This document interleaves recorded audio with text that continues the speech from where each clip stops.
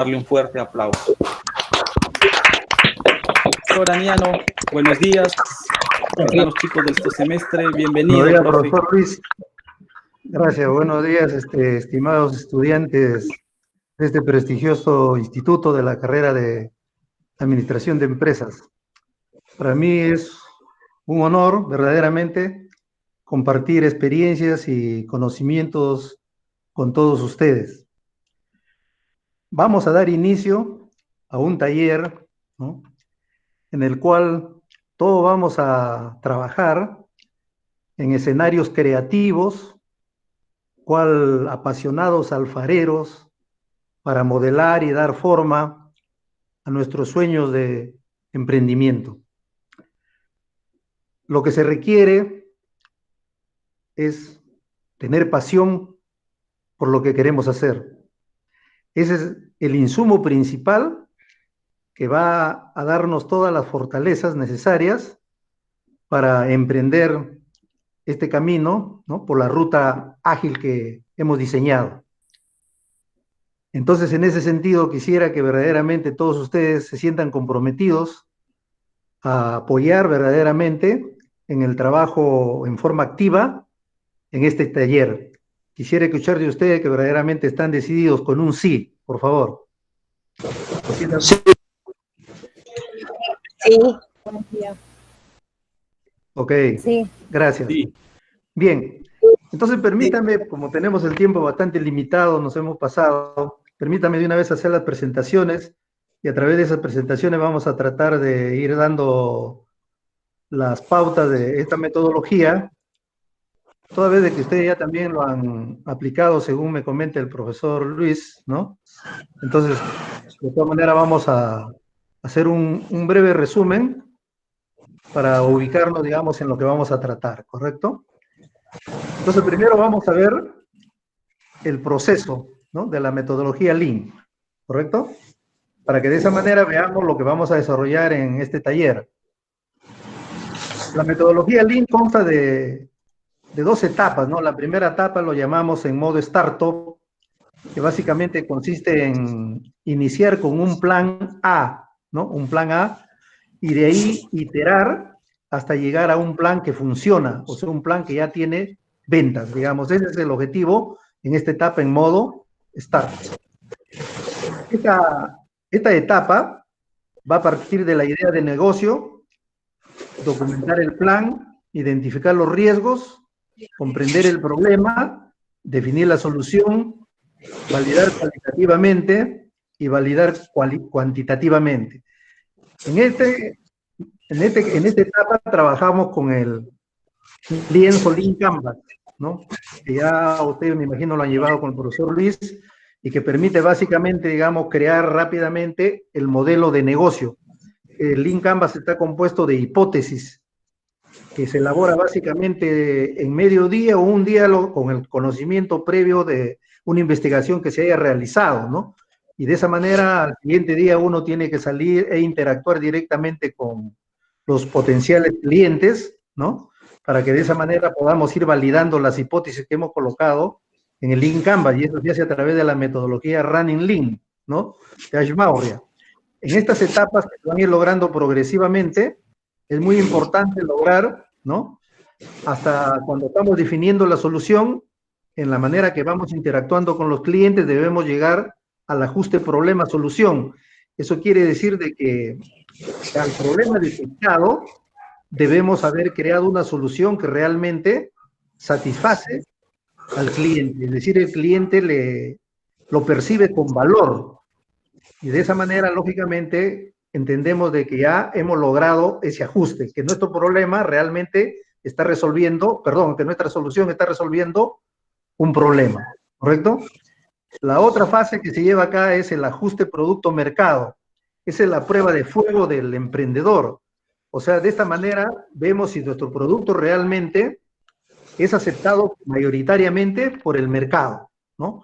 Es decir, que el ajuste del problema-solución se realiza solamente con un pequeño grupo de clientes potenciales, ¿no? A lo que en tecnología le llaman los early adopters, porque, bueno, son generalmente personas que están decididas a adoptar rápidamente nuevas soluciones. Entonces, en el ajuste de producto de mercado, ya no trabajamos solamente con los early adopters, sino que hacemos la prueba con un mercado mayor.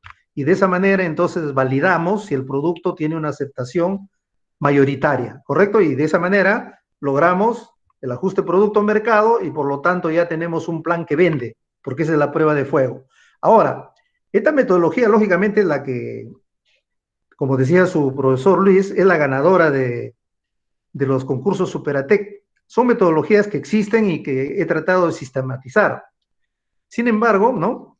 Google ha creado una nueva metodología para reducir el proceso en 5 días. Pero lógicamente eso no puede ser aplicado por estudiantes emprendedores, pero sí podría ser aplicado lógicamente por emprendedores ya un poco profesionales, ¿no?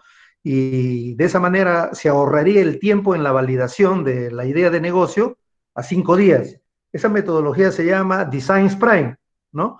Que es para validar la idea máximo en 5 días. También la vamos a tratar acá, ha nacido en Google, ¿no? De tal manera que una idea de negocio, imagínense, validarlo entre 3 a 5 días, ¿no? Pero lógicamente quiere el concurso de expertos, ¿no? Esa es la gran desventaja que tenemos para hacer el emprendimiento con nuestros estudiantes, ¿no? Porque tendrían que tener asesoramiento de expertos. Pero sí podríamos aplicar nuestra metodología, que su profesor, me imagino, ya los ha desarrollado, esa metodología. Pero vamos a ver también la otra metodología, la que ha creado Google. Bien, entonces este es el modo de startup que vamos a desarrollar lógicamente en el taller. Ahora, lógicamente, la otra etapa, que es modo empresa, que es es la tradicional, la conocida. Sin embargo, nosotros no desarrollamos el modo empresa mientras no hayamos cumplido, digamos, con el modo startup. Es decir, mientras no hayamos encontrado un plan que funciona, mientras no tengamos un modelo que ya vende, ¿no? Mientras no tengamos un modelo, es decir, que ya tengamos clientes. Es decir, la empresa se tiene que ir creando en forma paralela a la creación de los clientes. Entonces, esta metodología se diferencia de la tradicional, porque la tradicional simplemente, digamos, el emprendedor crea su empresa y después se espera vender, ¿no? Y se entiende que no siempre le va a venir, digamos, la buena suerte para que logre encontrar clientes o crear clientes, ¿no? En cambio, mediante esta metodología, siguiendo el modo startup, ya creamos un modelo de negocio que ya tiene clientes y tiene ventas. Y por lo tanto podemos dar el siguiente paso, que ya es crear un nuevo modelo ya cuando entramos a trabajar en el modo empresa. Y ese nuevo modelo ya no es el Lean Canvas, sino es el Business Model Canvas. Y dicho sea de paso, primero se creó el Business Model Canvas, ¿no? De Ale Osterwolder. Y de ahí Ash Bauria, él lo adaptó para el emprendimiento, ¿no? En etapa temprana y creó el Lean Canvas, ¿correcto? Entonces, mira, hay que entender, o sea, la historia de todo modelo de negocio, ¿no? Debió nacer primero el Lean Canvas, ¿no? Pero no fue así. Primero nació el Business Model Canvas y a partir de ahí se creó el Lean Canvas para crear, digamos, el enlace que debería haber entre esta etapa de gran incertidumbre que es el modo startup, para tener el modelo con clientes ya creados, con ventas, y para poder pasar a esta otra etapa. Entonces aquí ya son 3 módulos que cambian del Lean Canvas al Business Model Canvas, ¿correcto? Esas estructuras las pueden encontrar en Internet. Ahora el objetivo obviamente es elaborar el plan de empresa, ¿no? Pero sobre la base ya de lo que tenemos, ¿no? En el Lean Canvas, de tal manera que van a crear el plan estratégico, que es que eso ya lo conocen, ¿no? Donde van a definir la misión, la visión de la empresa, los objetivos estratégicos y van a, lógicamente, a plantear toda una serie de planes operativos para que se pueda cumplir con esos objetivos estratégicos. Asimismo, van a elaborar un plan de marketing, porque ya no se trata solamente de interactuar con un pequeño segmento de clientes, sino que ahora tenemos que abarcar todo el mercado objetivo y por eso se requiere, lógicamente, ya de un plan de marketing, ¿no? Asimismo, debemos elaborar un plan técnico que tiene que ver con el proceso productivo, el diseño de la planta, ¿no? La distribución de las instalaciones, de los equipos, maquinaria, la localización del proyecto, la capacidad del proyecto, ¿no? Y finalmente elaborar, digamos, el plan económico financiero a través del flujo de caja, ¿no? Principalmente, ¿no? Para poder evaluar si el proyecto realmente es rentable o no es rentable, ¿correcto? Entonces, digamos, este es todo el proceso de formulación y evaluación de proyectos, pero incluyendo, lógicamente, ¿no? Metodologías ágiles en la etapa de gran incertidumbre, para que cuando iniciemos ya o empecemos a operar como empresa, lógicamente ya lo estemos haciendo con clientes, o sea, vendiendo. ¿Se dan cuenta? Esa es la gran ventaja de trabajar primero en el modo Start, ¿correcto? Entonces, ese es el proceso global de toda la metodología. Bien, veamos entonces cómo empezamos a dar forma a nuestros sueños, ¿no? Entonces, tenemos que ver la motivación para emprender. Los que asistieron a la videoconferencia de la semana pasada, hablamos detalladamente de este aspecto, ¿no? Habíamos indicado de que los emprendedores, ¿no? Uno lo hacen por necesidad, ¿no? Es decir, cuando trata de subsistir generando sus propios ingresos debido al desempleo o por no estar conforme con las condiciones que le ofrece un trabajo dependiente, ¿no? O lo hace también por aprovechar una oportunidad, ¿no? O sea, en este caso la motivación es mucho más fuerte, ¿no? Porque tiene que aprovechar oportunidades de su entorno y su interés es, lógicamente, el deseo de cumplir aspiraciones personales, de autorrealización. O sea, cuando uno hace un emprendimiento, también se pone a prueba de qué tan capaz somos realmente de hacer realidad nuestros sueños, ¿correcto? Y en esa oportunidad que hicimos la videoconferencia habíamos hablado de cómo había cambiado, lógicamente, esta motivación dentro del emprendimiento en el Perú. Que el año 2016 a 2017, según el estudio de SAN, o sea, en ese periodo, básicamente los emprendimientos se hacían más por necesidad que por oportunidad. Pero en la publicación que hace ya del 2018 al 2019, vemos de que ya la motivación cambia, ¿no? Teníamos un porcentaje mayoritario de emprendedores que lo hacían por oportunidad, ¿no? Y dentro de ello, lógicamente, también había la motivación mixta, ¿no? Tanto por necesidad como por oportunidad. Y ese es lógicamente el motor que mueve, ¿no? Todo el esfuerzo que desarrolla el emprendedor para poder, lógicamente, hacer realidad sus sueños, ¿no? Bien, ¿cómo valoramos la oportunidad de negocio, ¿no? También la vimos la vez pasada, ¿no? ¿Qué características realmente debe reunir, ¿no? Nuestra idea para que verdaderamente se convierta en una oportunidad de negocio? En primer lugar, tiene que resolver un problema del cliente, ¿no?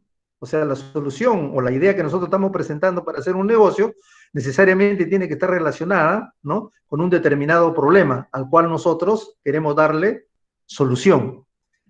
Pero el cliente lo tiene que percibir de esa manera, ¿no? Porque cuando nosotros creamos nuestra idea, nuestra solución para resolver un determinado problema, lo estamos haciendo desde nuestro punto de vista, de nuevo nuestro propio enfoque, y probablemente ahí hay una dosis, ¿no? De nuestra propia percepción que tenemos nosotros de cómo vemos el problema y cómo pensamos resolverlo. Pero todavía no lo hemos visto de repente desde la perspectiva del cliente, ¿no? Entonces el cliente es el que finalmente debe valorar, ¿no? La solución para ver si efectivamente le encuentra o no valor, ¿correcto? Porque si no, lógicamente no vamos a tener ninguna oportunidad de poder vender esa solución al mercado, ¿no? Pero asimismo, ¿no? Si nuestra solución resuelve el problema, pero a la vez no debe generar nuevos problemas, ¿no? Entonces, esas son las características principales para decir de que tenemos una gran oportunidad. O sea que si nuestra solución resuelve el problema, el cliente también lo percibe de esa manera y no le genera otros problemas, lógicamente tenemos la oportunidad para hacer negocio. ¿Cuánto pesa cada una de estas características? Lógicamente tienen un porcentaje equivalente, ¿no? Porque todas ellas son importantes. La una está condicionada con la otra, o sea, están interrelacionadas, ¿correcto? Bien, veamos ahora lo que es la idea de negocio, cómo debemos entender nosotros la idea de negocio, ¿no? En primer lugar, la idea es una hipótesis sobre una solución viable para el problema, ¿no? De un segmento de mercado que necesita resolver y está dispuesto a pagar por ella, ¿no? Se considera como la piedra angular para construir el modelo de negocio y se recomienda reformularla en tres partes, ¿no? Identificar el problema, ¿no? Es la base alrededor del cual se crea el negocio. Por eso debemos lograr identificar a personas o empresas que tengan un problema, ¿no? O una necesidad insatisfecha. Si logramos eso, hemos dado el primer paso en forma correcta. Luego, pensar en la solución. Pero a este nivel todavía lo desarrollamos sin muchos detalles ni profundidad, ¿no? Porque corremos el riesgo de no considerar otras alternativas u opciones que posteriormente podrían ser mejores, ¿no? Y también tenemos que hacer un pequeño estudio del mercado, ¿no? O sea, tenemos que identificar quiénes son los clientes, qué perfil tienen, ¿no? Cuáles son sus características principales, ¿no? Y a la vez, poder estimar el tamaño del mercado, ¿no? Que en este nivel se acostumbra a hacerlo, digamos, determinar el mercado total, el mercado disponible y el mercado objetivo. ¿Con qué finalidad? De tener una idea del atractivo, de la potencialidad que puede tener ese mercado para ser explotado por el emprendimiento, ¿correcto? Entonces, esos tres aspectos se tienen que considerar cuando uno formula la idea de negocio. Tiene que pensar de que nuestra idea debe resolver un problema real que afecta a un buen número de personas, ¿no? Además, nuestra solución, lógicamente, debe ser una buena opción para resolver el problema, sino que en este nivel, decíamos, no lo desarrollamos con mucho detalle. Pero de igual manera también hacemos un estudio de mercado, definiendo las características, ¿no?, del perfil de nuestro cliente potencial y a la vez hacemos una estimación del tamaño del mercado, ¿correcto? Bien, las fuentes que proveen ideas innovadoras, la principal es la observación. No sé si ustedes recordarán, hace mucho tiempo había en la televisión, ¿no?, un programa que decían el negocio está en las calles, ¿no? Y efectivamente, ¿no? O sea, cuando usted circula libremente por las calles, observa cómo van funcionando los negocios y eso verdaderamente a un emprendedor que está, digamos, con la mente despierta, la mente ágil, inmediatamente eso le sugiere ideas de negocios, ¿no? Entonces es muy importante la observación. La observación no solamente de los negocios, sino la observación también de las personas y de las empresas, ¿no? O sea, cómo trabajan, qué problemas tienen, qué necesidades, ¿no? Entonces todo eso nos va a permitir, lógicamente, generar ideas para poderles resolver sus problemas y a las empresas, por ejemplo, a las personas también, o aliviarles, digamos, el trabajo, automatizar su trabajo, hacer su trabajo más rápido, etcétera, etcétera. Diferentes formas que verdaderamente debemos proveer soluciones. Otra de las fuentes es la lectura, ¿no? La lectura que lo puede hacer, digamos, en medios físicos o en este caso la mayoría se aventura por la lectura electrónica, digamos, en internet, ¿no? De tal manera que hoy día tenemos un mundo digital con información tan abundante que verdaderamente necesitamos tener toda de repente una metodología para hacer la búsqueda, ¿no? Y poder encontrar, lógicamente, sitios de interés o de importancia, ¿no? Bien. La otra es la experiencia misma que pueda tener el emprendedor, ¿no? Hay personas que ya han tenido, digamos, experiencia en trabajos anteriores, ¿no? Y saben hacer ciertas cosas, aprendieron ahí en la empresa, y muchos salen, lógicamente, a continuar, ¿no?, con lo que hacían en la empresa como trabajo dependiente y tratan de aplicarlo en el emprendimiento. Pero no necesariamente eso significa que garantiza el éxito del emprendimiento, ¿no? Lo que tratamos acá es de que esa experiencia sirva más bien para que él pueda innovar, ¿no? Innovar, no que haga lo mismo, sino que innove. Solamente así tiene sentido tomar a la experiencia como una fuente, ¿no?, de idea innovadora, ¿no? El otro elemento es las relaciones sociales, ¿no? En la medida que usted tiene, ¿no?, digamos, una gran red, ¿no?, de contactos, entonces esa red de contactos es la primera que usted puede utilizar, por ejemplo, para conversar con ellos e indagar o identificar los problemas que tienen, ¿no? Y así mismo ellos se podrán convertir posteriormente también en sus primeros clientes, ¿no? O sea, muchas de las personas que venden hoy día a través de, por ejemplo, de Facebook, ellos lo primero que empiezan a vender son a sus familias, a sus amigos, etcétera, etcétera, son sus primeros clientes y de ahí empieza a crecer, lógicamente, el comercio, o sea, experimentando, ¿no? Justamente la metodología Lean se basa en experimentación. Cuando a mis alumnos yo les explicaba, ¿no?, en los inicios de esta metodología, les decía, por ejemplo, un ama de casa que tiene problemas, digamos, económicos, ¿no? Pero sabe algo, por decir cocinar, ¿no? Algún plato especial. Lo que hace a veces sale frente a ¿no? A su casa, ocupando de repente la vereda, inmediatamente empieza a hacer la preparación del platillo en la cual ella es especialista o experta, ¿no? Probablemente el primer día, el segundo día, de repente no venda nada, ¿no? Pero ella no se va a desanimar. No ha de faltar de repente el vecino que por lástima viene y le compra un plato, ¿no? Y ahí de repente ese impacto es el que marca la gran diferencia, ¿no? El vecino de repente se queda sorprendido por el sabor, etcétera, cualquier aspecto de repente que sea el que despierta el interés y el cual le da valor, lógicamente, en este caso el cliente, inmediatamente después le traerá a toda su familia a probar. Y en la medida que va habiendo gente junto al lugar donde ella está vendiendo eso, de las personas que van pasando, por curiosidad empiezan a acercarse y uno que otro empieza nuevamente a hacer las pruebas, ¿no? De los platillos y el negocio va creciendo, ¿no? Y después la señora probablemente ya no necesita estar en la calle, ya se hace conocida, se formaliza, ¿no? Pone su letrerito, ambienta en su casa, ¿no? Un espacio y empieza a hacer negocio. Y de repente empieza a crecer mucho más, resulta alquilando otros locales y el negocio va creciendo. Así se hace, señores, los negocios, con experimentación, ¿no? Y luego los que quieran ser sofisticados, ¿no? Aquellos profesionales, lógicamente, ya pueden utilizar la metodología Design Thinking, ¿no?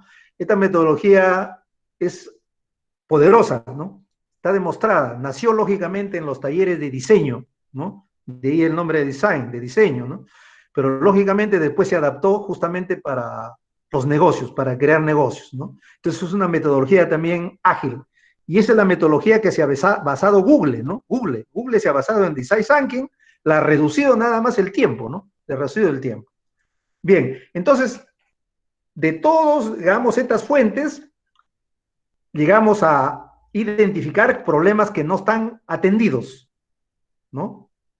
Necesidades que están insatisfechas, muchos deseos ahí que la gente podría, lógicamente, ¿no? Tener y que no existe una oferta para satisfacer esos deseos, ¿no?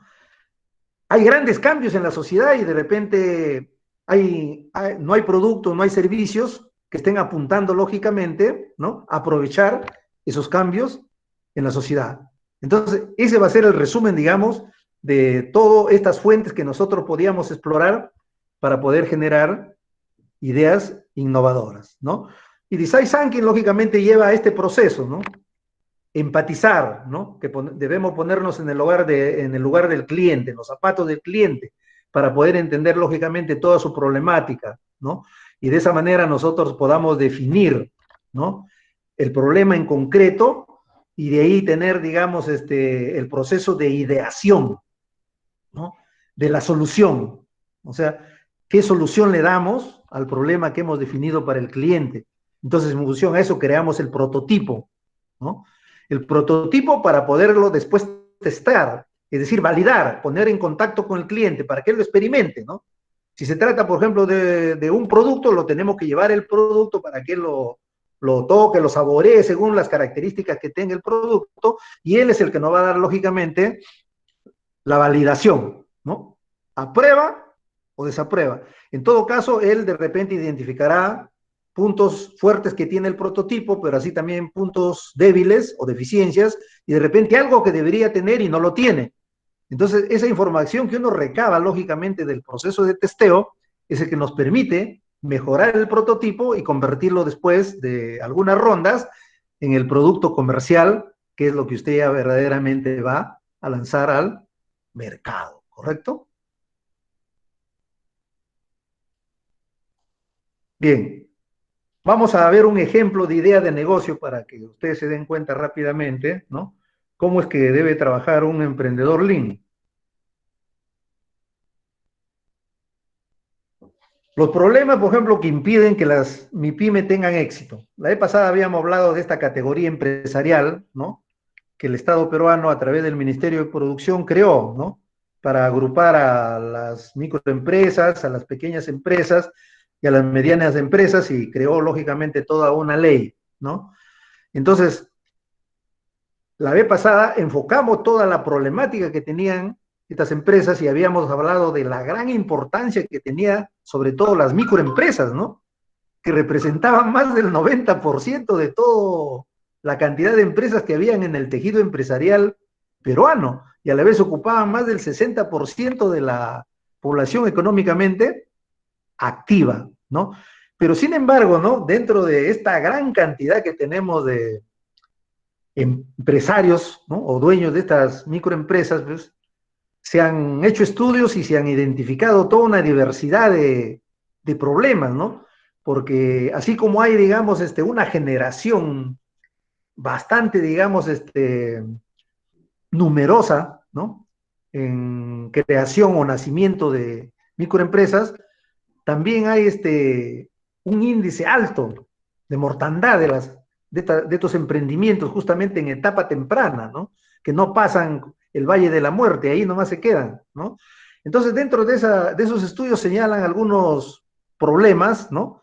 Como dicen, el microempresario tiene un escaso conocimiento del mercado, ¿no? O sea que no analiza la competencia, no es capaz de darle un valor agregado a sus productos, ¿no? Y también por no aplicar técnicas de mercadotecnia, ¿no? No logra saber qué esperan los clientes, ¿no? Cuáles son sus reales problemas o necesidades, ¿no?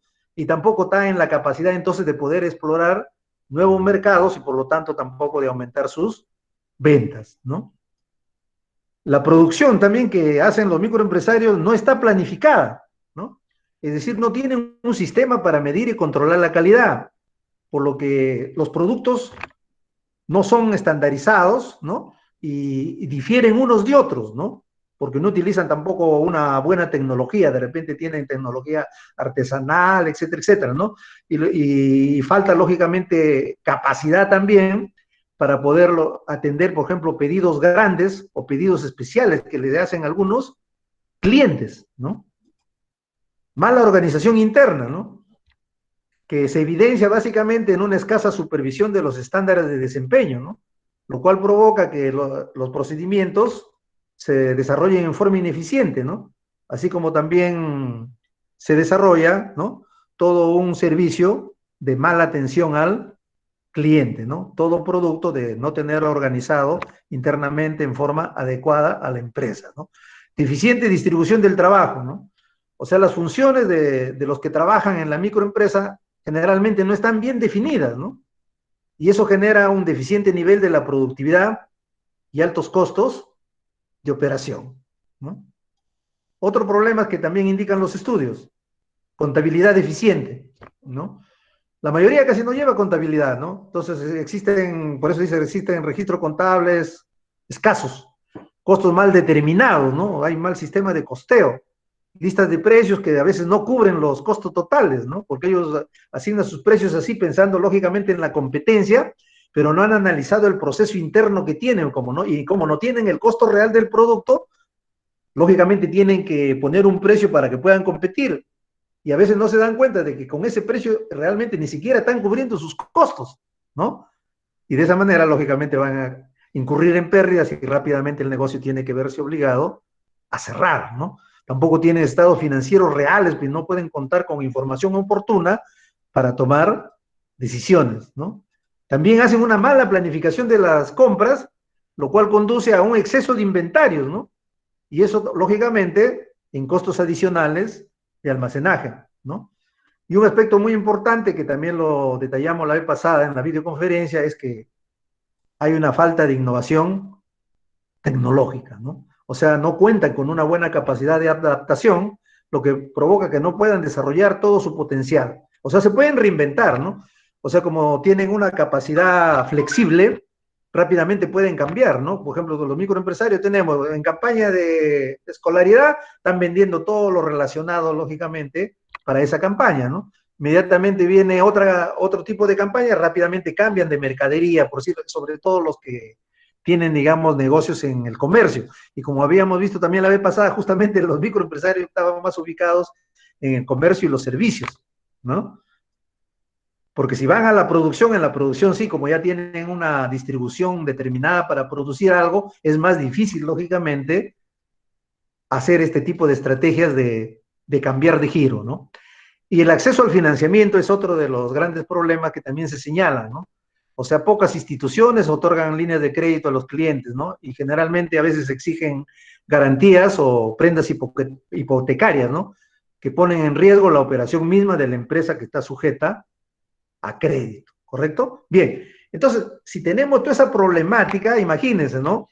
O sea, quiere decir que nosotros tenemos ahí, pues, un campo muy fértil para proveer soluciones, ¿no? Porque las microempresas están llenas de problemas, las, hasta las pequeñas también, ¿no? Pero más las microempresas. Entonces ahí, campo fértil, repito, para proveer soluciones. Entonces lo que tenemos que ponernos es a idear, hacer procesos creativos de ideación, ¿no? ¿Cómo resolvemos cada uno de estos problemas? ¿No? ¿Se dan cuenta?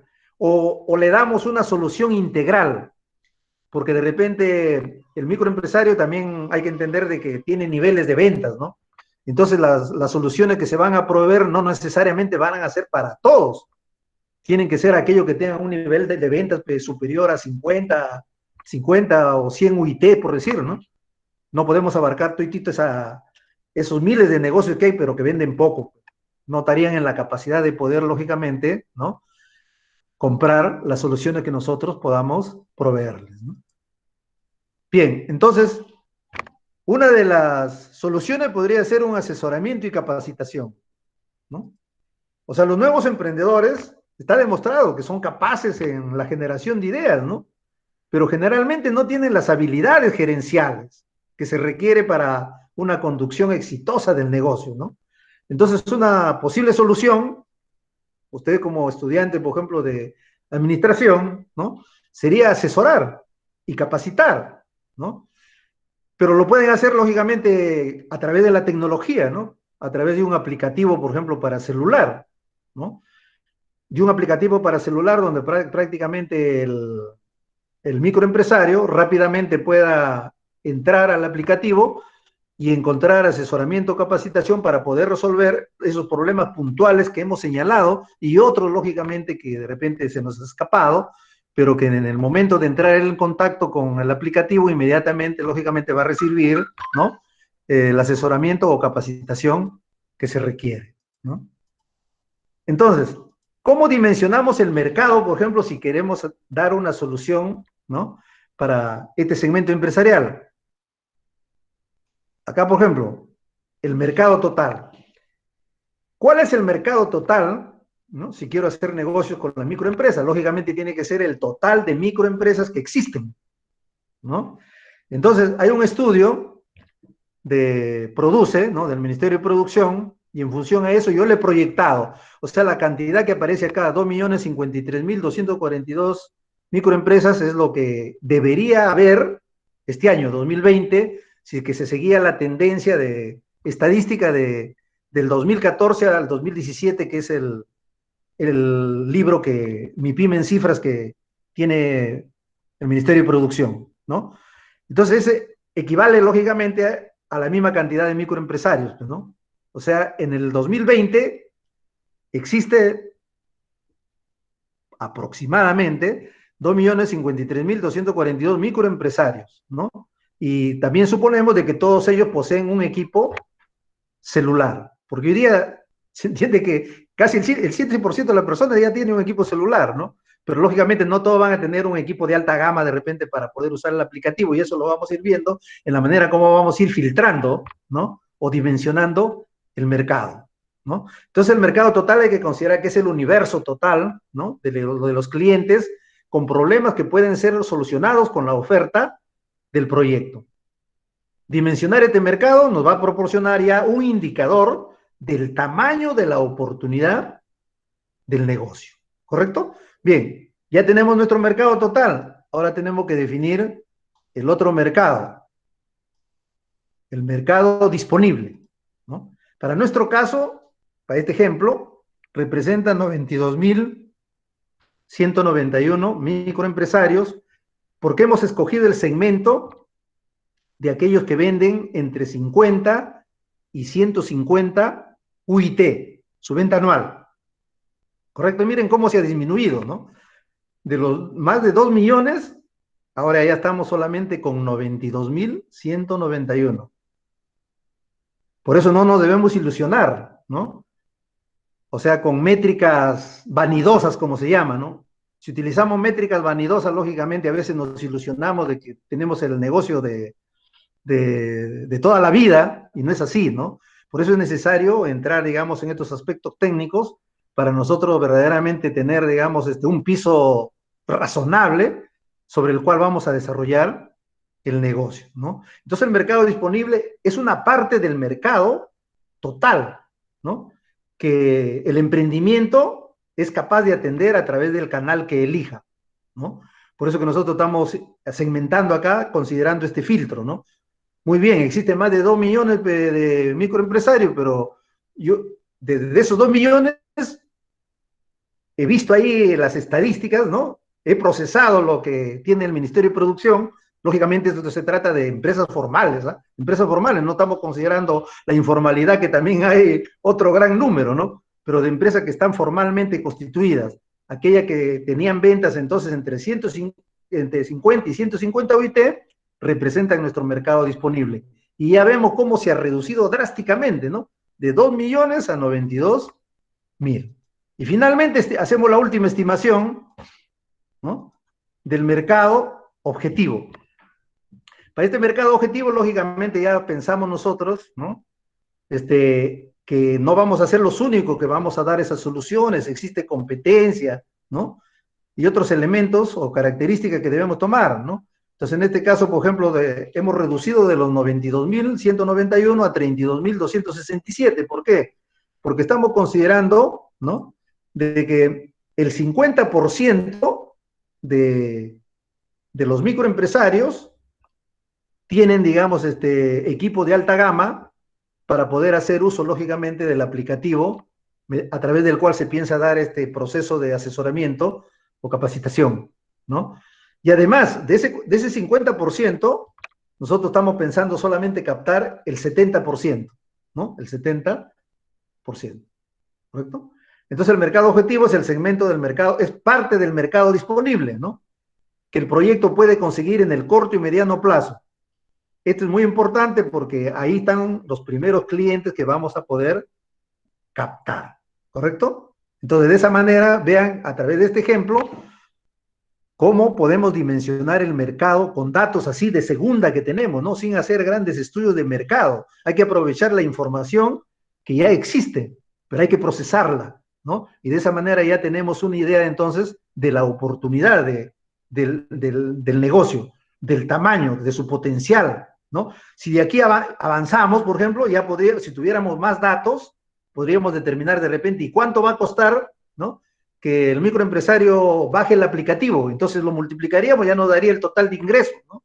Y si sabemos los costos que va a implicar también el negocio, estimativos así, entonces inmediatamente podríamos también estimar la utilidad que podríamos tener. Entonces, pero ya hasta aquí, miren, ya esto es importante, ya nos está indicando de que existe más o menos un mercado atractivo para el proyecto, ¿correcto? Bien. Pero ¿cómo se valida y se selecciona la idea de negocio, ¿no? Porque se entiende de que como idea podemos tener muchas, ¿no? Entonces, cuando tenemos muchas ideas para un mismo problema, entonces debemos utilizar algún procedimiento, ¿no?, que nos permita, ¿no?, validar cada una de ellas y seleccionar la que consideremos que tiene un mayor potencial, ¿no? Entonces, hay métodos que podríamos llamarlo métodos tradicionales, ¿no?, y un método innovador que vamos a presentar, ¿no? Entonces acá, por ejemplo, a través de la viabilidad de la idea de negocio, ¿no?, teniendo en cuenta, digamos, estos tipos de viabilidad: la comercial, la legal, la técnica, la económica, gestión y ambiental. La comercial, lógicamente, está relacionada con, por eso anteriormente he presentado el dimensionamiento del mercado, para que usted se dé cuenta de la oportunidad de negocio, ¿no? Entonces, si usted conoce el tamaño del mercado, eso ya tiene mucho que ver también con la viabilidad comercial. Y además, si el problema también, lógicamente, es significativo para un buen número de empresas o de personas, también indica, lógicamente, la viabilidad comercial, ¿no? Porque hay necesidades insatisfechas, hay problemas no resueltos, ¿no? La viabilidad legal se refiere básicamente a que, bueno, tenemos que tener, digamos, en cuenta toda la normativa legal, ¿no? Del sector económico donde vamos a desarrollar el negocio y lo que se pide también para que nosotros podamos, ¿no? Crear y desarrollar la empresa. Debemos hacer negocios legales, ¿correcto?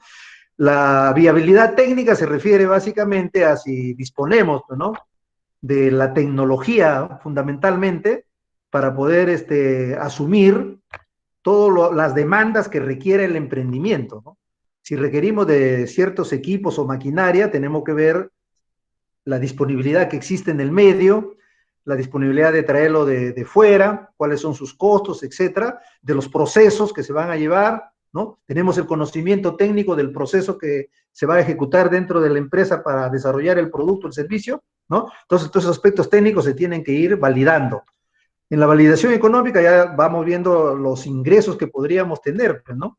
Económica y financiera, lógicamente, acá, ¿no? Ingresos ahí para poder determinar si verdaderamente es rentable o no es rentable, pero con cifras globales. O sea, aquí no lo estamos haciendo con estudios detallados, ¿no? Aquí lo estamos haciendo a nivel global, así como hemos hecho el dimensionamiento del mercado. De igual manera, tendríamos que hacer pequeños estudios para que nos permita inmediatamente validar la idea de negocio.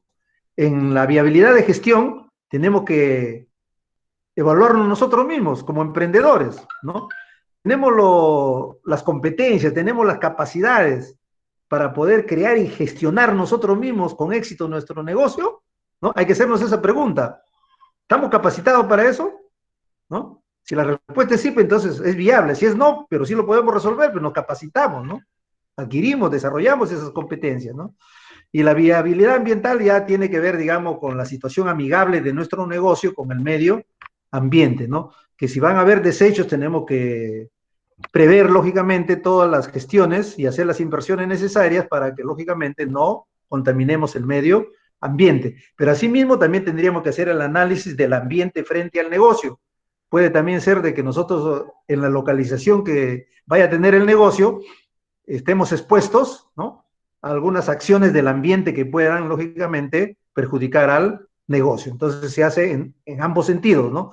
De la empresa al ambiente y del ambiente para la empresa. Entonces, las herramientas que generalmente nos enseñan, ¿no? En la educación tradicional tenemos el famoso análisis FODA, ¿no? A través del cual usted se hace un viaje introspectivo, ¿no? Hacia lo más profundo de su ser, ¿no? Para identificar sus fortalezas y sus debilidades, ¿no? Y luego una mirada prospectiva al entorno para que pueda detectar oportunidades y amenazas, ¿no? Y de esa manera, con este cuadro, lógicamente puede diseñar estrategias de cómo aprovechar las oportunidades que se presentan, teniendo en cuenta sus fortalezas, ¿no? Y cómo hacer frente a las amenazas, lógicamente, también superando sus debilidades y aprovechando sus fortalezas, ¿no? Bien. Las famosas sesiones Kill Trill también, ¿no? Son bastante usadas. Estas son sesiones creativas, en la cual el equipo, ahí sí te trabaja en equipo, ¿no? Se trabaja en equipo. El equipo de emprendedores, ¿no? Hace argumentos a favor y en contra. Por ejemplo, si estamos validando, ¿no? La viabilidad comercial, el equipo entonces va a hacer argumentos a favor y en contra en este aspecto, del aspecto comercial, ¿no? Quiere decir que previamente el equipo hace investigación, ¿no? Para cualquiera de estas herramientas, lógicamente, tiene que haber una investigación previa. Entonces, en la sesión Kill Trill, ¿no? Básicamente se va a ver cuáles argumentos tienen mayor peso, a favor o en contra. Y según eso se valida o no cada una de estos aspectos de la viabilidad de la idea de negocio, ¿no? Incluso algunos se ha desarrollado hasta una hoja de cálculo de repente para poderlo hacer un poco más cuantitativo, ¿no? Porque hasta acá, lógicamente, lo estamos viendo, es subjetivo, cualitativo, y algunos tratan de darle ya una forma cualitativa, digamos, a través de una hoja de cálculo. Ahora vamos a ver si si nos permite dar acceso acá, porque a veces por la velocidad del internet es un poco problemático, ¿no?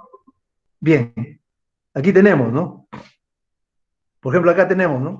Aquí es una hoja de cálculo donde le dice al emprendedor que debe llenar solamente las celdas de color amarillo. Entonces él va a llenar el problema principal acá, y de acuerdo a como ustedes le enseñaron, lo recuerdan para que hagan el link Canvas, ¿no? Después del problema principal tenían que desdoblar en 3 subproblemas, ¿no? Y para cada uno de esos subproblemas, lógicamente, plantear, pues, soluciones, ¿no? En este caso se trata de un... Este proyecto se desarrolló en el Instituto Argentina, ¿no? Sobre la vocación profesional que enfrentaban los estudiantes, ¿no? Y se generalizó lógicamente a los estudiantes en general, porque ahí en la carrera de administración, perdón, de contabilidad, y especialmente en el de computación es donde se veía, ¿no? Aulas que empezaban con 40, 50 alumnos, ¿no? En el tercer ya ciclo prácticamente ya teníamos aulas de 20 o 15 alumnos, o sea, la deserción era pues altísima, ¿no? Entonces, con un equipo de estudiantes se tomó ese problema, ¿no? Para poder plantear soluciones, ¿no? Entonces, por eso se definió el problema ya no solo a nivel de instituto, sino a nivel global, ¿no? Entonces, diciendo que la vocación profesional es uno de los grandes problemas que enfrentan los estudiantes de los últimos años de estudios secundarios, los postulantes a un centro superior de estudios y los estudiantes de educación superior también, ¿no? Universitarios y técnicos que están en los primeros ciclos de estudio, que era el problema que específicamente estaba enfrentando el Instituto Argentina, ¿no? Entonces, en base a eso se definieron 3 subproblemas, ¿no? Primero, crisis vocacional en los 3 segmentos de clientes potenciales al momento de decidir qué carrera elegir, ¿no? ¿Debido a qué? A los intereses de los padres, las exigencias de los centros de estudios y dificultades para entender ciertas materias, ¿no? Situación que lo llevaba a estados de ansiedad y estrés, ¿no? Y ese segmento generalmente se orientaba a especialidades que están de moda o aquellas que le permitían acceder al puntaje obtenido en los simulacros, ¿no? De examen de admisión, ¿no? Pero no por razones relacionadas con sus competencias o su verdadera vocación, ¿no? El subproblema 2, que existen altas tasas de deserción estudiantil, ¿no? Aproximadamente 30% de los estudiantes de los primeros ciclos de educación superior, universitaria y no universitaria, ¿no? Por la falta de vocación en la carrera profesional elegida, ¿no? Factor vinculado al descontento y a la falta de motivación en su visión o proyección profesional. El subproblema 3, 25% de los estudiantes de educación superior, universitaria y no universitaria, pública y privada, abandona su carrera profesional, porque la formación recibida en su centro de estudios no cubre satisfactoriamente sus expectativas. Asimismo, existía un 15% que desertaba por bajo rendimiento, apatía, desinterés en los cursos y demás variables relacionadas con la estructura curricular. O sea, de esa manera está definido ya el problema en forma correcta, ¿no? El problema principal y 3 subproblemas. Frente a eso se vio, ¿y qué alternativas tienen los estudiantes, ¿no? En la actualidad. Existen las famosas charlas de vocación profesional, ¿no? Otros han dado un paso más adelante, ¿no? Hay talleres vivenciales de vocación profesional. Pero aún así, el problema persiste, ¿no? Entonces, ¿qué se planteó? Crear un aplicativo, también para celular, ¿no? Pero con el objetivo de simular la carrera profesional según las competencias. O sea, este aplicativo era prácticamente de simulación virtual o una realidad virtual, donde el estudiante, les explico rápidamente para que tengan en cuenta cuál era, digamos, la solución que se planteaba.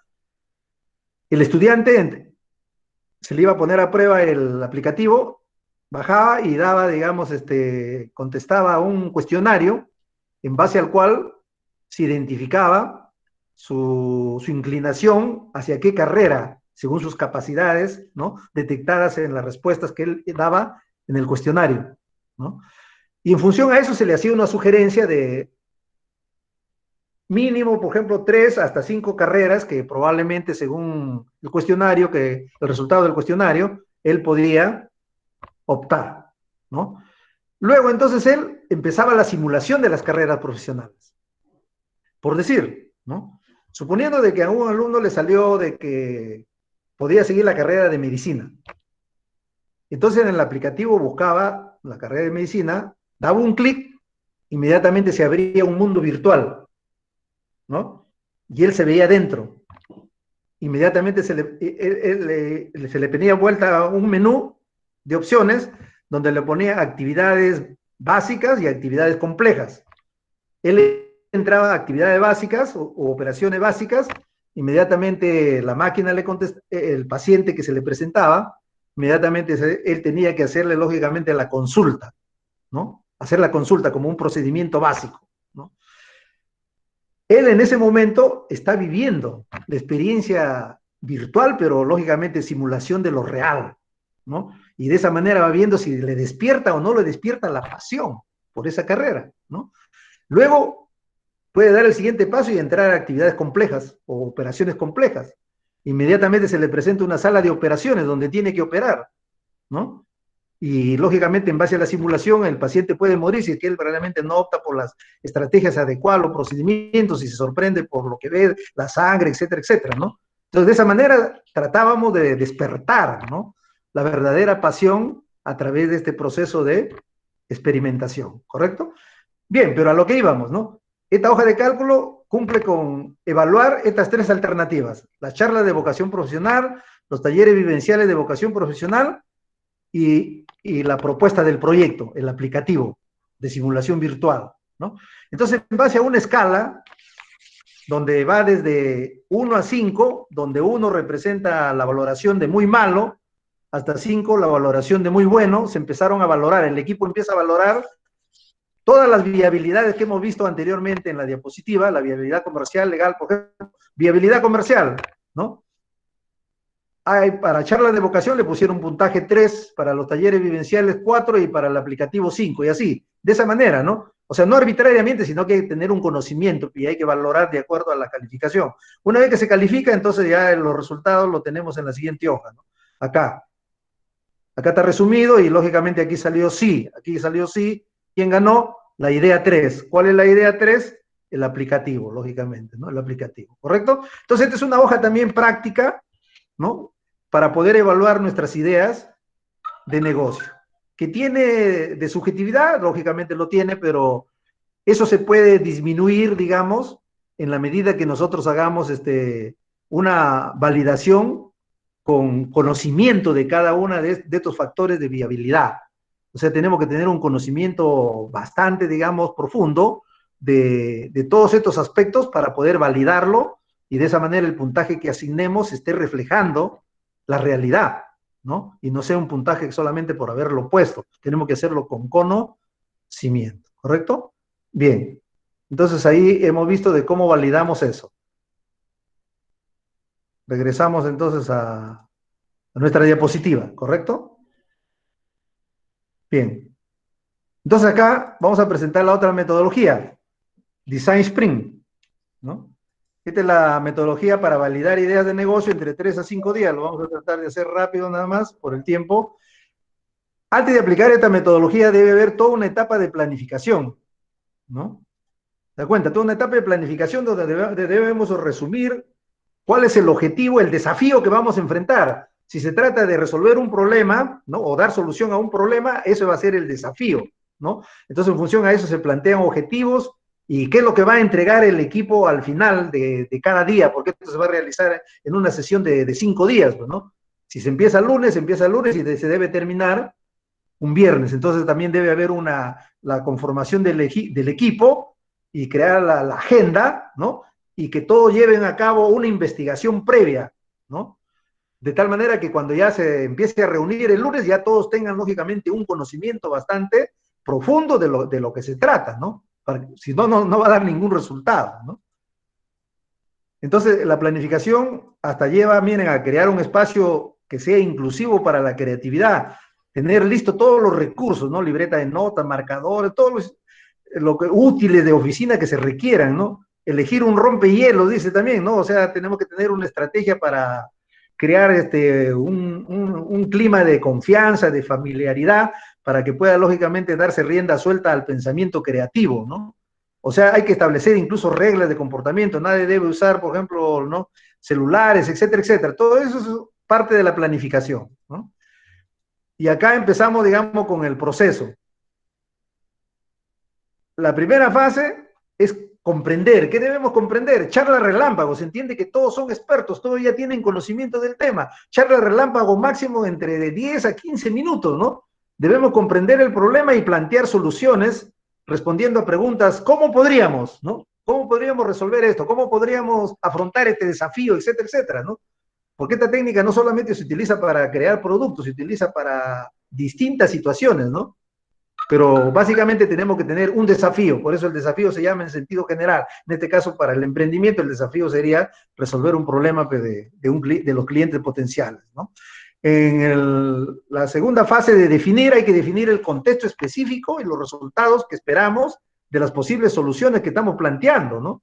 Al final debemos elegir, lógicamente, un enfoque muy específico, así como objetivos y métricas y señales para poder, lógicamente, ir viendo cómo se desarrolla el proceso. O sea, y luego hacemos un boceto rápidamente, ¿no? Ya hemos comprendido el problema, sabemos a lo que nos debemos enfrentar, tenemos más o menos la manera, cómo podríamos resolverlo. Entonces, cada participante del equipo de Design Sprint, inmediatamente en hojas de papel, inmediatamente bocetea, o sea, hace dibujos de la propuesta de solución. No se necesita ser experto en dibujo, ¿no? Cualquier garabato con tal de que al final tú expliques de esa manera se resuelve el problema desde tu punto de vista, ¿no? Decidir. O sea, como se tiene que cada participante tiene un boceto, entonces ya en equipo ellos presentan su boceto o lo pegan en una pared o en una pizarra, ¿no? En una pizarra pegan todos sus bocetos individuales y luego se hace una evaluación. El equipo hace una evaluación de todos ellos, ¿no? Se toman decisiones, ¿no? Para encontrar consenso sobre una sola idea, ¿no? De todas las ideas que se han presentado, porque usted como persona individual puede presentar más de una idea, o sea, más de un boceto, ¿no? Entonces todo eso se va a pegar ahí y se va a evaluar. Ya en equipo se discute y se toma decisiones para que haya consenso, lógicamente, sobre una sola idea, ¿no? Esa idea sirve ya para crear el prototipo, ¿no? O sea, hay que crear el prototipo que sea lo suficientemente real para poder obtener respuestas auténticas por parte de los clientes o los usuarios. Y finalmente viene la prueba de fuego, ¿no? Invitamos a los clientes, a un grupo de clientes para los cuales está orientado, lógicamente, la solución.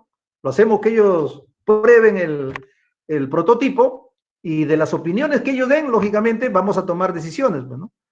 O vamos a concluir, ¿no?, que nuestro prototipo, lógicamente, cumplió con las expectativas o no lo cumplió. ¿En qué no cumplió? Las opiniones de los clientes. ¿Qué es lo que le falta? ¿Qué es lo que debemos mejorar? Etcétera, etcétera. En función a eso, lógicamente, sacamos nuevamente la versión final o tendremos otra ronda de repente con ellos, ¿no? Pero básicamente Google recomienda, dice, los 5 pasos al toque nada más, en los 5 días debe estar listo. Pero esto, como les decía, requiere, lógicamente, la participación de expertos, ¿no? En todo caso, el emprendedor lo tiene que hacer con asesoría, así que, ¿no?, o con la participación de expertos en cada uno un experto en diseño, un experto, lógicamente, en análisis de la economía, un mercadólogo, etcétera, ¿no? O sea, es un equipo de profesionales, o sea, esto por eso no se podría aplicar, lógicamente, a nivel de estudiantes, ¿no? Yo considero que esto sí, a nivel profesional, sí se puede aplicar. En cambio, el otro método que hemos explicado anteriormente, sí se adecua perfectamente, ¿no?, a lo que nosotros hemos hecho. Ahora, ¿cómo se lleva? Comprender y definir debe hacerse el lunes, mira, ¿no? Bocetar debe hacerse el martes. Decidir debe hacerse el miércoles. Prototipar jueves, ¿no? Y validar viernes. Imagínense, ¿no? La velocidad con la cual se debe trabajar cuando aplicamos esta metodología de Design Sprint. ¿Correcto? Ahora, lógicamente, aquí hay aplicaciones, ¿no? Por eso aquí dice, esta metodología se puede utilizar para resolver todo tipo de desafíos, ¿no? Velocidad e innovación en el desarrollo de productos y procesos. Crear o actualizar una marca o incluso definir la visión del impacto de una organización en el mundo. Y mire, o sea, aplicaciones prácticamente diversas, ¿no?, que tiene la Design Sprint. Por ejemplo, acá, ¿no? Este aplicativo aumenta la participación del usuario con una nueva característica. Este es un aplicativo que para encontrar personas en el mundo, ¿no? Usted lo puede descargar desde Google Play o Apple Store, ¿no? Es un aplicativo para conocer personas, hasta buscar pareja, lo que sea, ¿no? Este es un ejemplo práctico de que aplicó Design Prime, ¿no? ¿Cuál fue su desafío, no? O sea, de que ellos vieron de que casi no era muy usado, digamos, por las mujeres, ¿no? No estaban involucrados casi con la aplicación, ¿no? Y entonces ellos conversaron con los usuarios para poder más o menos identificar las razones por las cuales no usaban casi el aplicativo las mujeres. Entonces ellos decían, por eso dice, puede ser difícil romper el hábito de deslizar hacia la derecha, ¿no? Incluso cuando se tome en serio el amor. Entonces ellos se dieron cuenta de que de repente tenían que cambiar la manera de cómo hacer los deslizamientos dentro del aplicativo, ¿no? Entonces ellos se encargaron de desarrollar soluciones para profundizar la interacción y en última instancia aumentar las interacciones y conversaciones entre los usuarios, ¿no? Ellos planificaron, ¿no? Instrucciones para cada paso de la metodología, seleccionaron un rompehielos que lo llamaron los superpowers, ¿no? Para calentar el equipo creativamente. Todos debían dibujarse a sí mismo y a su superpoder, ¿no? Con el fin de hacer que todos piensen fuera de la caja y se sientan creativos. También se incluyó el alcance del sprint brief para que sea estrecho, mientras permite espacio para innovar, o sea, la agenda, ¿no? Lo que debían entregar, simulaciones de alta fidelidad para ser probados con los usuarios, seguido de una interfaz desarrollada para el siguiente trimestre. Lo que se destacó, bien, en la mañana comenzó con una visión general y una revisión de la agenda, seguido por el rompehielo My Superpower. A continuación, el CEO de la empresa dio una introducción para preparar el escenario para la charla relámpago. Después de compartir, el equipo creó un mapa de afinidad con la pregunta, ¿cómo podríamos? Recuerdan que eso habíamos dicho. El momento ajá, desde una charla relámpago, el equipo aprendió más sobre las aplicaciones móviles más atractivas, ver los juegos móviles como un tema recurrente, condució a una comprensión que centró el sprint. Aspecto destacado, el lunes en la tarde, después del almuerzo, el equipo revisó el recorrido del usuario, ¿no? En cómo se comportan los hombres en la aplicación en comparación a cómo se comportaban las mujeres, identificando oportunidades, ¿no? Se utilizó el método boot up, o sea, arranque hacia arriba, permitiendo al equipo más tiempo para reunir sus pensamientos antes de sumergirse en Crazy 8, o sea, son métodos de design, ¿no? Y el boceto de la solución. Final del día se completó, ¿no? Con 3 posibles soluciones para mejorar el compromiso. O sea, este sprint incluso se hizo en menos tiempo, ¿eh? El equipo comenzó el día número 1, revisó los bocetos y después de revisar los objetivos, el equipo eliminó una solución que no era factible de entregar. El equipo pasó 1 hora en el guión gráfico de las 2 soluciones restantes, ¿no? Se quedaron con 2 soluciones. El equipo construyó un prototipo de alta fidelidad de cada solución en el boceto. Final del día 2 terminado, ambos prototipos estaban listos para probar con usuarios. O sea, esto se hizo, miren, en tiempo récord, ¿no? El día 3, el último día, esto lo hicieron en 3 días. Comenzó con un resumen del trabajo del día anterior y la preparación de guiones de entrevista para las pruebas de los usuarios. En la tarde probó los 2 prototipos con 6 usuarios en su edificio de oficina compartido. Los usuarios no entendían un prototipo y amaban el otro prototipo, que estaba hecho en base a una experiencia de gamificación, ¿no? Entonces, final del día 3 completado, crearon 20 prototipos, el equipo evaluó todos en función del valor del usuario, reduciendo el cambio a 5 prototipos para la prueba de usuario, pero como hemos visto acá, quedaron 2, uno que fue rechazado por cliente y quedó prácticamente el que era de gamificación, ¿no? Basado en Design Prime, el equipo construyó y lanzó el concepto validado, un juego, en muy estrecha alineación con el prototipo. La actualización fue puesta en marcha y probado por usuarios que identifican mujeres en 3 países. 46% de los usuarios que jugaron el juego una vez, jugaron una segunda vez, o sea, volvieron.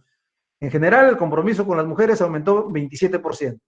Entonces, más allá de resolver para la declaración de desafío, el sprint sigue teniendo un impacto a largo plazo en el equipo de esta empresa, ¿no?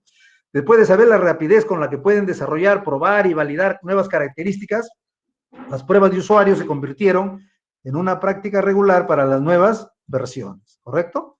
Entonces, miren, ahí tienen todo el proceso. Ahora, para terminar, o sea, les hago de su conocimiento de que esta metodología tiene una plataforma. Vamos a ver si nos permite ingresar, ¿no? ojalá sea así, porque el internet está un poco bajo.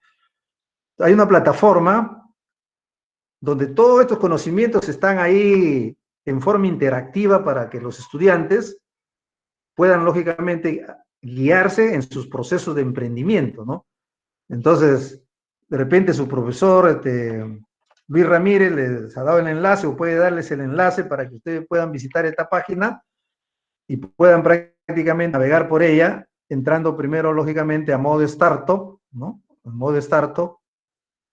En modo startup, por ejemplo, tenemos espacios o pueden guiarse también acá, ¿no? Tenemos una ruta muy, muy rápida que les va indicando las actividades que se van a hacer, de idea negocio, crear el link Canvas, validar el link Canvas, crear el business model Canvas, el plan estratégico, etcétera, ¿no? Desde una etapa incluso de entrenamiento que tenemos acá, ¿no? Una etapa de entrenamiento que se le llama el campo de juego para emprender, ¿no? Campo de juego para emprender. Que dice acá, por ejemplo, ¿no? Lo motivamos, juega con tus sentidos, sumérgete en un profundo sueño, enfocándote en la vida de las personas. Identifica un problema que causa un inmenso dolor a un gran número de personas que sufren porque actualmente solo encuentran analgésicos para calmar ese dolor y necesitan con urgencia una solución definitiva. Luego, enfoca tu sueño en idear la mejor solución que permite eliminar las causas de ese dolor y hacer feliz a esas personas. Estoy seguro, te lo agradecerán comprando tu solución, ¿no? Y este método se basa básicamente en los sentidos, ¿no? El oído, escucha a tus clientes, ¿no? Escucha sus necesidades, sus problemas, sus motivos. También escucha a expertos sobre un tema particular. Escuchar y aprender, ¿no? El ojo, ve el contexto y soluciones que se puedan presentar a esa problemática que has escuchado, que has oído, ¿no? Con el corazón, siente la pasión o el interés por una idea interesante. Con el cerebro, piensa, ¿qué puedes hacer para resolver ese problema? ¿No? Y la mano, lógicamente, con eso ya hace el prototipo a los experimentos, ¿no? Para aplicar esa metodología que hemos visto y de esa manera logramos validar soluciones que verdaderamente resuelvan problemas, ¿correcto? Entonces, y acá hay un ejemplo, lógicamente, ¿no? Por el tiempo no lo podemos leer, pero ustedes pueden ingresar. Y de igual manera pueden encontrar lo que hemos explicado acá en idea de negocio, de acá, ¿no? Metodología Lean, idea de negocio. En idea de negocio, acá tienen también para que hagan un recorrido. ¿Qué le dice? Define el problema que se pretende resolver con el emprendimiento. Luego formula 3 subproblemas relacionados con el problema principal, ¿no? Luego le dice generar ideas. Genera un mínimo de 3 ideas alternativas para solucionar el problema principal. De ser posible, relaciona cada idea con respecto a cada subproblema. Evaluar la idea de negocio. Entonces aquí le tiene el tamaño de mercado. Recuerden que habíamos desarrollado, ¿no? Entonces aquí también ustedes pueden ver ese tamaño de mercado, como lo hemos hecho nosotros acá, ¿no? Delimitación del mercado, ¿no? Todo el ejercicio que hemos desarrollado ahí está explicado acá, ¿no? Cómo se aplicó en Excel, ¿no? Ahí está. Y cómo se hizo el dimensionamiento, ¿no? Acá regresamos, ¿no? Y puede seguir navegando, ¿no? Evaluar la idea. Videos, puede ver videos, ¿no? Puede ver videos, puede utilizar el recurso de Excel, puede validar la idea con Design Sprint que hemos visto, que también tienen la metodología de Design Sprint, ya está prácticamente implementada también acá en la plataforma. Aquí dice, ven, ¿no? Que es un Design Sprint, o sea que ya tiene un poco de teoría. La etapa de planeamiento, ¿no? Que puede leerlo, la metodología y la aplicación práctica que hemos visto nosotros, ¿no? Está un poco saltando acá. Y puede también ver videos puede ver, ¿no? Vamos a verlo acá, a ver si empezamos. Acá, videos de la idea de negocio y de Design Sprint, ¿no? Aquí tiene toda una videoteca, al menos de 4 videos hay acá, ¿no? Para que usted pueda leer sobre la idea de negocio, ¿no?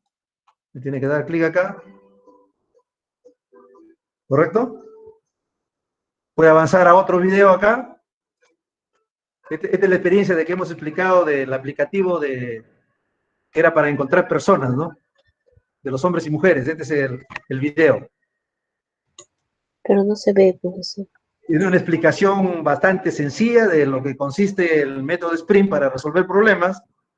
Y acá una explicación bien detallada del Design Sprint para el prototipado, ¿no? O sea, aquí tienen bastante, digamos, recursos para que ustedes puedan, lógicamente, ¿no?, tener una comprensión más profunda de todo este tema.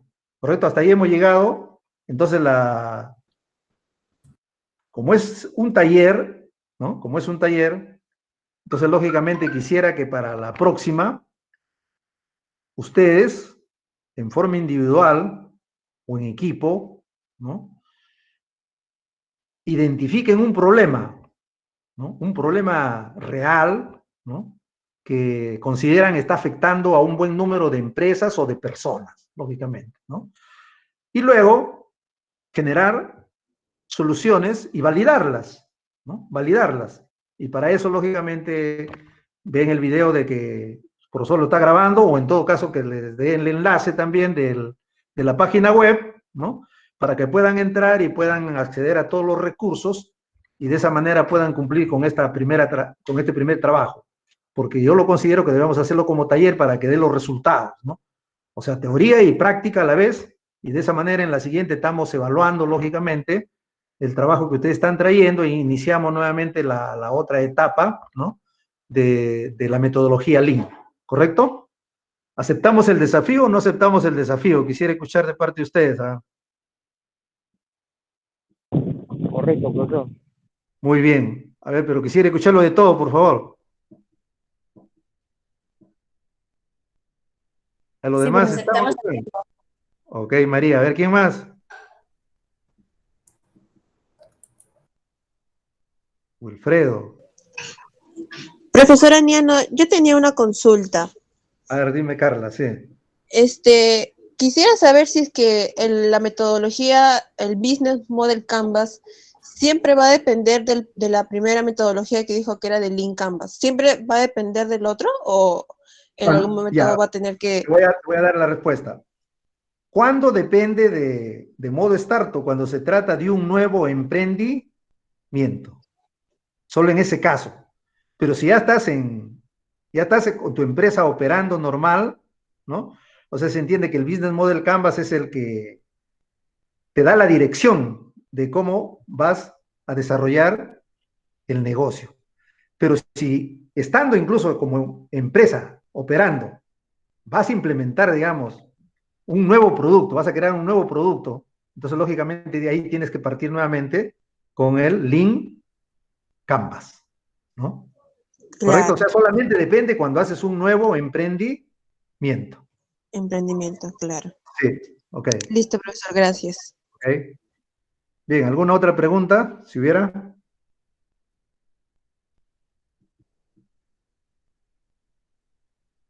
Bien, si no hay preguntas, entonces espero que verdaderamente haya sido de su comprensión, ¿no? Entonces, hemos estado con el tiempo bien calculado, ¿no? Entonces nos estaremos viendo en la próxima sesión, que va a ser, creo, en el mismo horario, ¿no, profesor Luis? Sí, profesor Aniano, gracias de antemano por todo el taller que nos ha dado ahora y también los próximos. Y va a ser en el mismo horario. Ya, ok, entonces nos estamos en el mismo horario, creo que todo el mes de noviembre, ¿no? Sí, todo el mes de noviembre hasta el Todo el mes de 26. noviembre, entonces tenemos verdaderamente para dar rienda suelta a toda nuestra creatividad, ¿no? Y todo lo que